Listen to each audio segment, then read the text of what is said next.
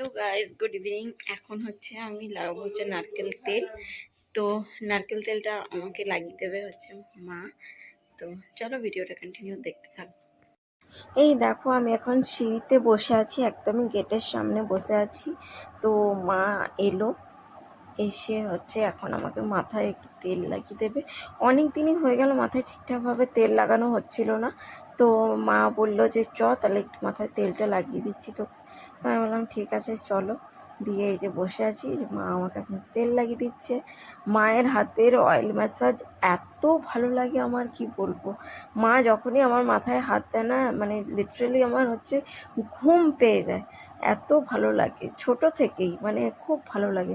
মায়ের হাতের ম্যাসাজ ভীষণই ভালো। ইভেন যখন হাত পাও ব্যথা করে না, তখন যদি মা জাস্ট একটু মানে জোরে জোরে টেপে না, কিন্তু হালকাভাবেই টেপে, কিন্তু এত আরাম লাগে যে কি বলবো। তো এখন হচ্ছে আমাকে হচ্ছে অয়েল ম্যাসাজ করে দিচ্ছে।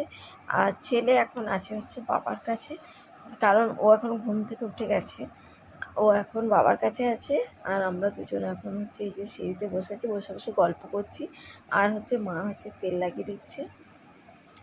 তো এখন হচ্ছে যেহেতু হচ্ছে বিকেলবেলা, এবারে হচ্ছে রাতের রান্না বাকি আছে।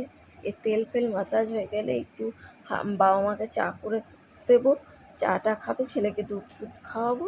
তারপরে হচ্ছে রাতের রান্না টান্না হচ্ছে করতে হবে। এই দেখো, মায়ের হাতের মাসাজ মানে জাস্ট হচ্ছে মানে অসম অসম, জাস্ট অসম, এত ভালো লাগে। তো এই দেখো চলে এসছে ঘরের ভেতর থেকে বাইরে, কারণ বিকেল হয়ে গেছে। বিকেলবেলা না ছেলে একটু চায় যে বিকেলবেলা একটু বাইরের দিকে ঘুরতে বেরোবে। তো ওর দেখো জাস্ট কী হারে জেদ শুরু করেছে যে ঘুরতে যাবে। দেখো দেখো দেখো, বাইরে যেতে বলছে দেখো। তো বাবা এখন ওকে এখন নিয়ে যাচ্ছে হচ্ছে বাইরে, একটু জাস্ট রাস্তা দিয়ে ঘুরিয়ে নিয়ে আসবে। কারণ ও বিকেলে একটু বেরোয় বাবার সাথে, তা নাহলে আমার সাথে, তা নাহলে মায়ের সাথে। মা এখন আমাকে চুলটা হচ্ছে আঁচড়ে দিচ্ছে, চিরুনি দিয়ে মানে তেল লাগানোর পর চিরুনি দিয়ে আঁচড়ে দিলে না আরও বেশি আরাম লাগে। তো মা এখন চুল দেখো আঁচড়ে দিচ্ছে। এখন আর আপাতত হচ্ছে কোনো কাজ সেরকম নেই। তো সেই জন্যই হচ্ছে মা বললো যে তাহলে একটু চুলটা ভালো করে আঁচড়েও দিই, আর তেলটাও লাগিয়ে দিই। এই দেখো উঠে গেছে টেবিলের ওপরে, দাদা ওকে নিয়ে দাঁড়িয়ে আছে। এই দেখো, মানে স্থির নয়, একদমই স্থির নয়, সবসময় সবসময় চঞ্চল চঞ্চল ভাব। দেখো শুধু দেখো, মানে ও হচ্ছে কি করবে ও নিজেও বুঝতে পারে না যে কি করবে। দেখো এত চঞ্চল, একদমই ওকে সামলানোটা হচ্ছে বিশাল ব্যাপার। এমনিতে ঠান্ডা, কিন্তু এক এক সময় ওর মানে ঝোঁক ধরে নিলেও ভীষণই চঞ্চল। আর এখন দেখো হচ্ছে আমার মা আমাকে চুলটা আঁচড়ে দিয়ে এবারে হচ্ছে করে দেবে। আমাকে বললো বেনুনি করে দেবে, তাই আমি বললাম ঠিক আছে তাহলে তুমি বেনুনি করে দাও। দেখো আজকে মা বললো হচ্ছে 4 ভাগ করে, চুলটাকে 4 ভাগ করে হচ্ছে বেনুনি করে দেবে।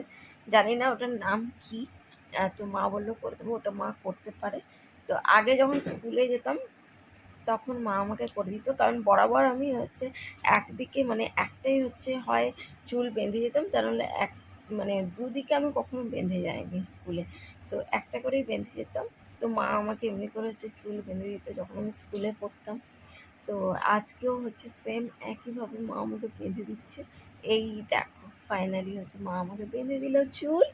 আর চুলটা দেখো কত সুন্দর লাগছে। এটা হচ্ছে 4 ভাগ করে চুলটাকে হচ্ছে বেঁধে দিয়েছে, বেনুনি করে দিয়েছে। এই বেনুনিটা আমি করতে পারি না, এটা মাই করতে পারে। তো মা আমাকে করে দিয়েছে। তো চলো আজকে ব্লগ এতটাই, দেখা পাবো নেক্সট ব্লগে। বাই।